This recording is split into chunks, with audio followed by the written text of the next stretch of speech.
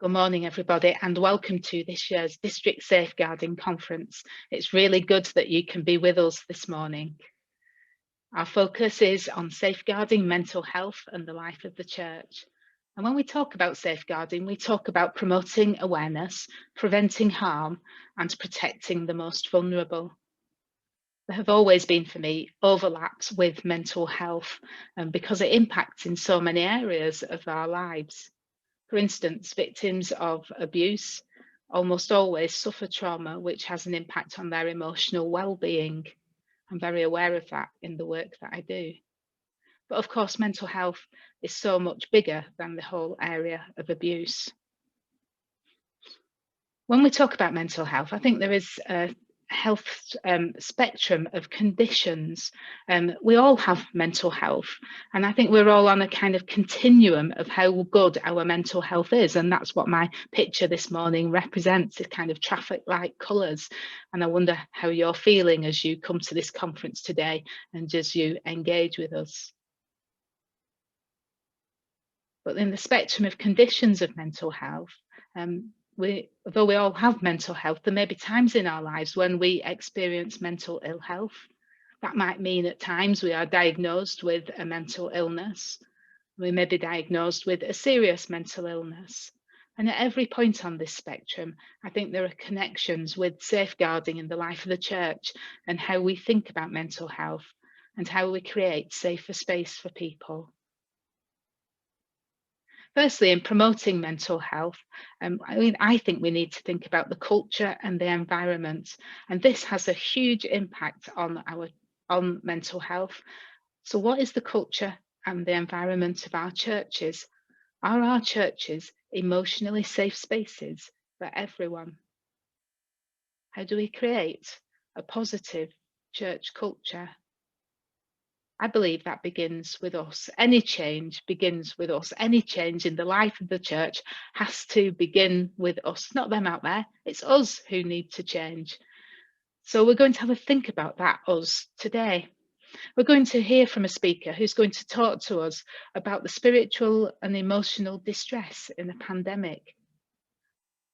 It's about an overview, a balcony view of what's actually going on for the whole of the nation and even the whole of the world at this time, and how that's impacting upon our emotional well-being. And it'll give us some pointers or maybe some questions to how do we respond well to these current times we're living through as a church, to enable churches to be places that are safer space emotionally for everybody. And we're also going to be considering 7 top tips for self-care. How do we look after ourselves and understand what all this well-being and all this mental well-being is about? So that's our way of promoting emotional well-being today. Of course, in the church and in safeguarding, we're also concerned with preventing harm, and we have safeguarding policies and procedures. We think about our practice. We think about the people who are involved in the life of the church. Today, we're going to be thinking about how we might prevent harm to people who are already more vulnerable. And we've got colleagues who are going to challenge us to listen well, to hear, and to respond well to mental health concerns.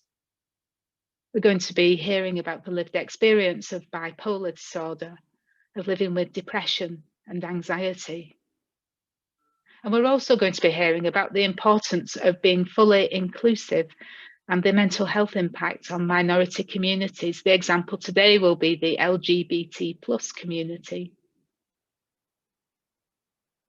We're going to encourage churches to have mental health champions, and that's very much with the wellbeing officer from the district. So she'll be talking about that new project, but you are getting top first news on that one. So something to be excited about. That's how we might respond well or respond better as people and churches to prevent harm. Some clues. Of course, some people who suffer from mental health issues also need to be protected and may be a risk of harm to themselves. I think particularly of people with dementia who may need extra help and support, and we're going to be hearing from a dementia carer today, somebody who looked after his wife for many years and how the church helped. Of course, some people who have mental health issues also have a suicide risk and therefore are a harm to themselves too. And a number of the speakers talk about this. And we have speakers about Samaritans who have learned how to respond well to those at risk of suicide and taking their own life. And so we can learn some things from them by listening well too. And some people, and this is very few people, but some people with mental health issues are both vulnerable and a risk of harm to other people. And when that happens in our churches, and that's when we need to work together to manage people's behaviour through contracts and making the safe space for that person and for the rest of the church. And we have much to learn in this area too.